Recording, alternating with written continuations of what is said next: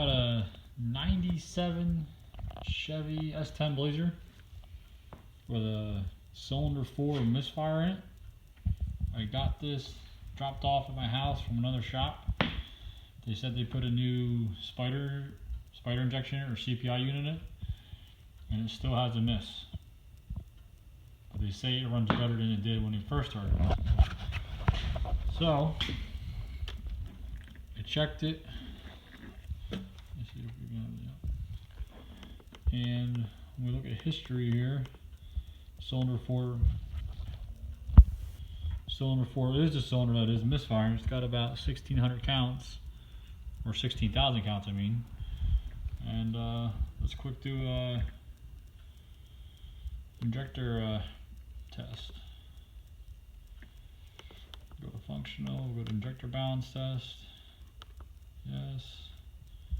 Just to continue. Make sure I got the key on the way. The key is on.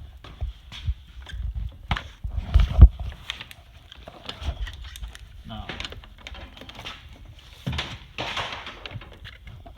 I already did this, but I'm going to skip 2 of them. We're going to go right. This is cylinder 2. Goes up to about 60. Comes down to about 56. When we energize it, it's down to about 40. Now if we go to injector 4, about 56, 55. Now energize it, we're at nothing. Doesn't pulse, doesn't do anything.